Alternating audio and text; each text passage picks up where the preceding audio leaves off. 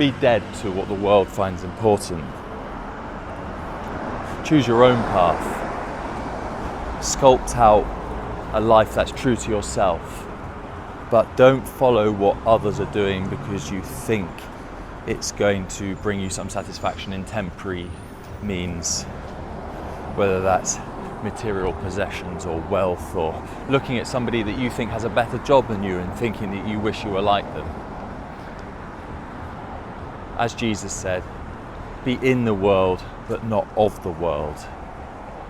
It's so important to understand this concept to live a fulfilling life. I did a post recently about how we have to die to ourselves all the time to evolve. Death to the false self. Death to wanting, death to jealousy.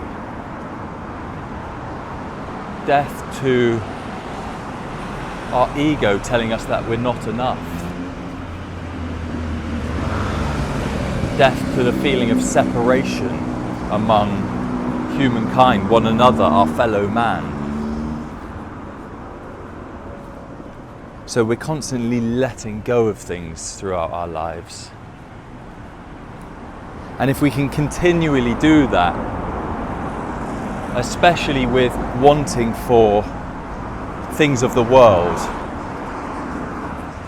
that ultimately might bring some temporary satisfaction,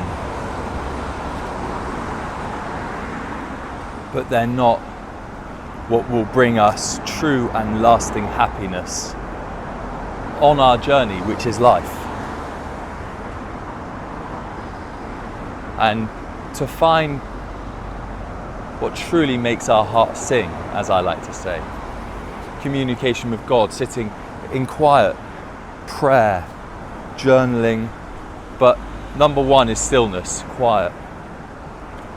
We don't give ourselves time to process our own thoughts and receive information from God. If we've got constant noise, constant stimulation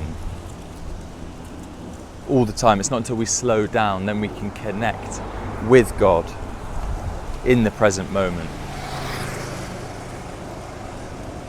But we must lose our grip of attachment for wanting things of the material world. That's not to say that you can't aspire to have a good job, or you can't aspire to want some material possessions, but as long as it's coming from a place of wholeness rather than feeling like you're lacking, because you're enough just the way you are right now. And if you are wanting something outside of yourself, as a small addition, you know what it's going to add to your life, that's fine. But if you're wanting something because you believe it's going to bring validation, it's going to make you more worthy, you're going to get this car or this watch or whatever it may be, and people will think you're cool, and then therefore you'll fit in, therefore you will have more value to add to society. That's completely false. You're whole enough just as you are right now. So when we die to the realization, when we have the realization that we do not need anything outside of ourselves and we are enough, then material possessions can come and go without affecting us. Wanting for a change of circumstance or a life event, that's fine,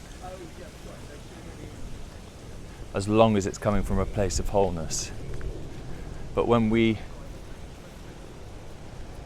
die to what the world thinks is important, it's when we can truly start to live. It's when our lives will open up to the possibility of the present moment, what actually matters.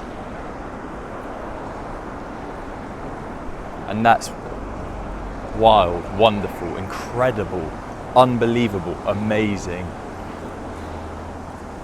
And that's life, that's living. I hope you've enjoyed this one. Hope it hasn't been too allegorical. I'll see you in the next one. Until then, I love you.